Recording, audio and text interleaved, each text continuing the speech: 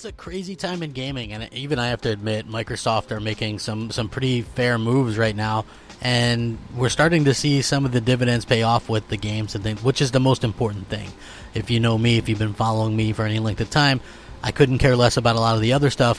It's been all about the games for me, and the fact that we haven't really been seeing much of these games or even hearing about them had been a little bit troublesome. Now we're seeing that they're not afraid to announce games even if they're, multiple years out, which I think is very important, especially coming off of this generation where obviously it wasn't the best generation in terms of games and first-party output and things like that. You have a lot to prove, and I feel like, they hadn't really surprised us either, and now they've actually done that. And we're also getting some news of some other pretty cool stuff. So this should be a very good video. Hey, what's up, everybody? Thank you for joining me. I'm Crapgamer. This is Crapgamer Reviews, back with another video. Thank you for checking it out. I appreciate it. Please be so kind to like, share, subscribe, and even maybe become a member or hit that bell at the very least. So, we know that Microsoft has bought some various studios, and now one of their studios has opened a secondary studio. Undead Labs, the Seattle-based studio for State of Decay, announced that they plan to open a new studio in New Orleans. Additionally, there will be a partnered game development academy for potential game developers. This is what they said. Today we're excited to announce that Undead Labs studio head and founder Jeff Strain is launching an exciting new initiative. As anyone who has played the State of Decay games knows, big ideas don't always come from the biggest cities or flashiest neighborhoods. Sometimes the heroes come from places like Marshall or Spencer's Mill. That's why game development needs a bigger base where we know how grit ideas or even more people can find their way to public. That's really cool. As a small guy himself, Jeff is dedicated to opening a new studio and a partnered broad discipline game development academy in New Orleans, Louisiana, with the support of Xbox and Microsoft. He's going to continue his role of head of studios at Undead Labs while also building opportunities to bring people who might not otherwise consider a career in gaming. So that's really cool. You have to wonder what they're going to be able to do. Obviously, they do the State of Decay series, but they had always also wanted to do Class 4, which was a State of Decay MMO.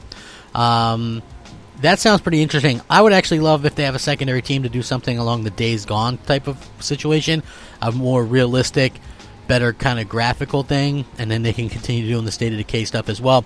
But that's not the only exclusive stuff or big news coming from Microsoft these days. Oh no. Listen, we know water is wet, right? If you're, an Xbox fan, water is wet.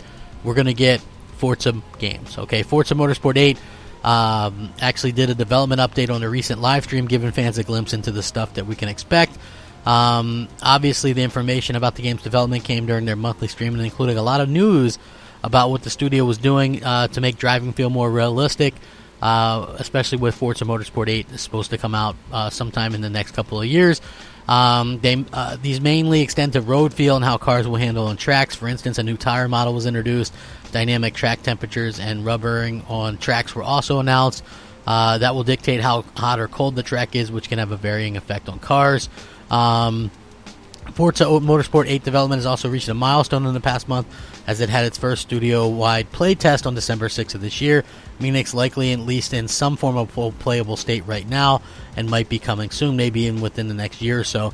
So again, you would have to figure maybe they want this game for launch of the next console, but at the very least, it's something that we can see that could come shortly after that, maybe at the beginning of the year, because they do have Game Pass and they want to keep games kind of flowing.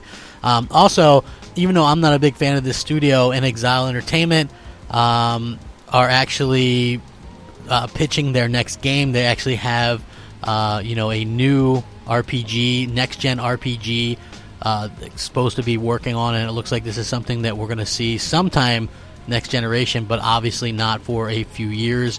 And it's just good to know that they're working on stuff. I'm not a big particular fan of their play style or their graphical style and the way that they do RPGs, like they do the isometric ones.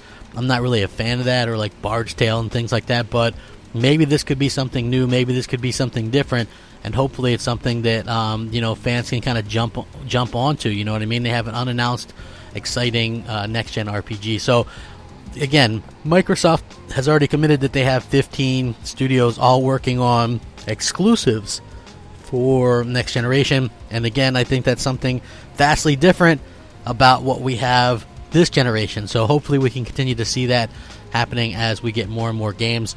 Not really a surprise. You know, they've gotten unannounced. All these companies do. We can just hope that they're real surprises, maybe new IP and stuff like that.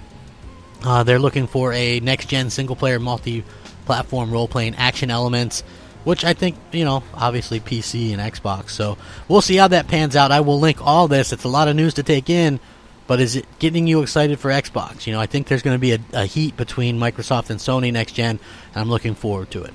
Let me know what you think. Rate, comment, subscribe. Thank you so much for watching. Rack 'em up. Crapgamer, out.